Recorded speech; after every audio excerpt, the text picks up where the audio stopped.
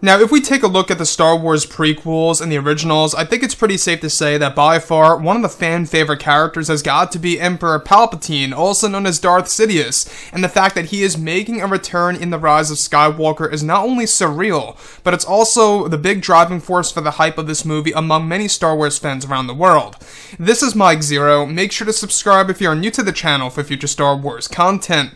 Now, one aspect of Episode 9 that a lot of fans are just very invested in is, of course, the reprising of the role of Palpatine by, of course, Ian McDiarmid himself. Ian McDiarmid, by the way, I will say that is a great and excellent actor. You know, the fact that he has been with us ever since the originals and the prequels and is now back for the sequels really is something quite massive by Disney, and it really is a big deal on whether or not they are going to use Palpatine in a correct way. Now, these past couple of weeks or so, we've been learning a whole lot more about this film. And now, if we go over one of the massive set leaks related to The Rise of Skywalker, this is where things begin to get very intense for Episode 9. Now, specifically, it's described that one of the scenes that were shot during the months of October and November of 2018 is when both Daisy Ridley and Ian McDiarmid were said to be on set inside of a strange cave-like environment, where the sequence was shot over in Cardington and took around 10 takes to get the scene done correctly. It's explained that the scene was directed by J.J. Abrams, in which Rey is said to go through a difficult challenge during her personal mission of finding herself and new truths about her parents, where one of the scenes is said to involve Dark Rey as a vision, which provides a certain truth about Rey's identity. It's explained that during the scene, Ian McDiarmid delivered lines of dialogue that would involve the name Kira reaching out to Rey, where Palpatine's voice would continue to say Kira repeatedly, where additionally it's explained that the costume design of Dark Rey's costume was dubbed as Kira Palpatine _707-Trim9.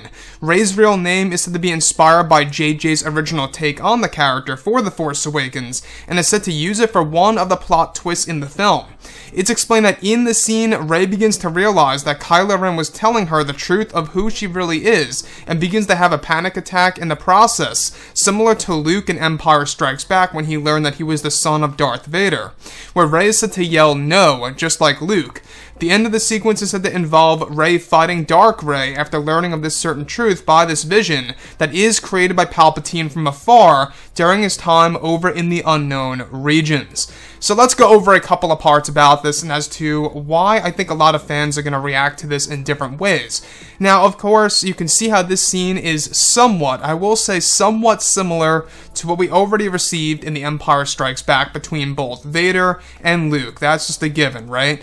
We have a moment in which Rey has a panic attack, and of course a moment in which she actually yells no. Very similar to Luke Skywalker and how he yelled no.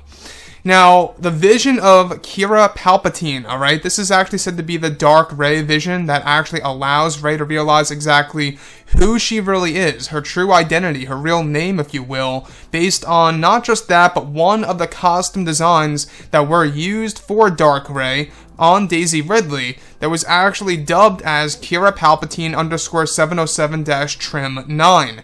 Now, the big deal about this is, of course, that Rey's real name, or alternate identity, if you will, kind of originates back to what we saw in The Force Awakens, where JJ was originally going to call herself Kira, like call Rey herself as Kira.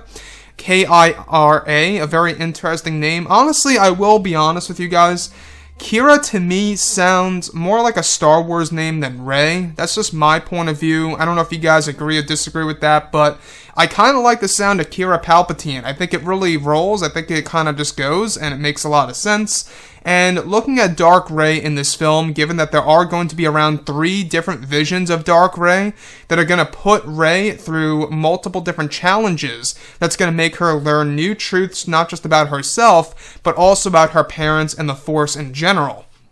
And also about Palpatine, let's not forget about that. Now, Ian McDiarmid was said to be on set over in Cardington back in late 2018 during the scene and how he acted it out with Daisy Ridley, you know, basically repeating the line of dialogue that contained the name Kira in it, where there is actually said to be a scene in which both Rey and Dark Rey eventually fight each other. Now, that most likely is what we got a little tease of in the second teaser trailer back in August of this year, where you do see Dark Rey wielding that double-bladed red lightsaber that everybody loves so much, where it basically turns into Darth Maul's type of lightsaber, and that's when they fight against, of course, Rey and Dark Rey. That's exactly what Disney wants to do. So, this particular moment is really said to change how we view the character of Rey, Palpatine, and the fact that Kylo Ren was telling the truth about exactly who Rey really is, because in the beginning of the second act of Episode 9, Kylo is said to tell Rey exactly who she really is, and she does not buy it. However, this vision is said to provide the truth of all of that, and she actually realizes that Kylo was indeed telling her the truth. So, anyways, guys, drop a comment below. Let me know what you think about all this in the comments, and if you guys did enjoy the content for today, do make sure to drop a thumbs up on this video to support the channel. I thank you all so very much for the kind support, and I'll catch you guys next time.